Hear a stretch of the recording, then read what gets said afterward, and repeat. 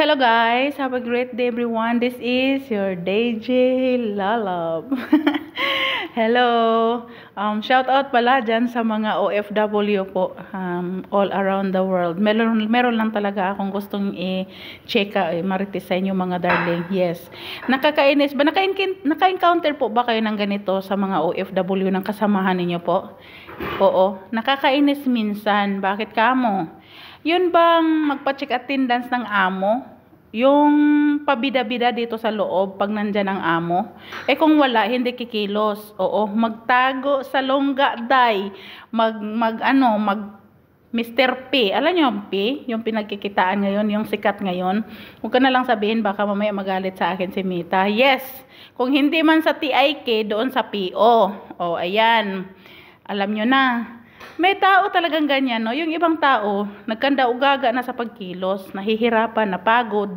Tapos yung iba pa upo-upo lang. Oh, kayo nga dyan, anong masasabi nyo? Walang hiyang buhay yan. Bakit ganito naman kasi ang buhay mo, day? Bakit ganyan ang attitude mo? Pag nandito ang amo, pasok ka ng pasok.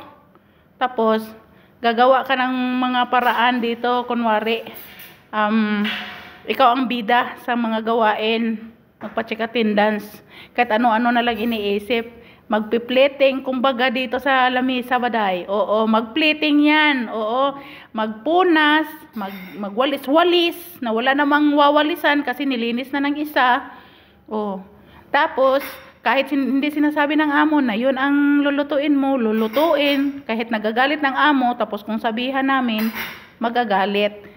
Yung parang bida-bida nga, parang is IP, parang linta. Alam nyo yun? Pero sad to say, meron talagang taong ganyan. Hindi naman din kami ganyan. Pero hayaan nyo na, ganyan talaga ang buhay. Iba't iba naman kasi ang tao, di ba? So, mega shoutout po sa mga OFW dyan, mabaguhan man o maluma na content creator din ng mga OFW kahit sa ang panig ng bansa. Laban lang po tayo mga lods. Ganyan naman talaga ang buhay. Oo, naaaliw kami sa mga apps na yan mga darling. Pero sisiguraduhin ko sa inyo na hanggang doon lang yun kasi nag-i-enjoy, huwag kayong pa-i-stress, okay?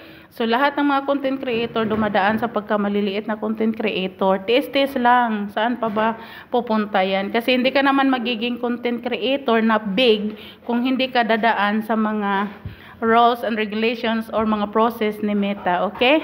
So, yan po ang gagawin natin. Huwag kayong pa-stress dito po. Mag-enjoy lang po talaga tayo. Pero yun na nga ang sinasabi ko sa inyo. Gawin lang natin ang ating gawain kaysa magsigi tayo doon sa mga inaaliwan natin. Yes, we are only the people who deserve yun sa bayad ni Meta po. Kasi, alam nyo po ba, ako din naman oo, nag-i-enjoy din dito. Pero yung sasabihin ko sa inyo na sinasabi ng ibang tao na yung parang doon na lang talaga tayo. Hindi naman kasi dyan kukunin. Hindi tayo dyan nakafocus.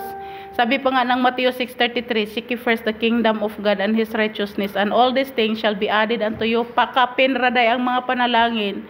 Pero unsao, nakalimot na ang tao sa Panginoon.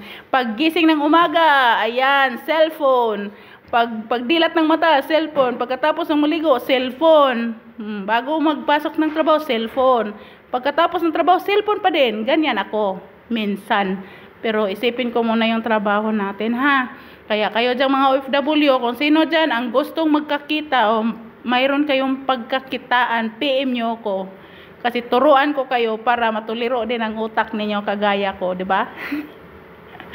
Bye-bye! Yun lang po. Mega shoutout sa lahat po ng OFW Qatar.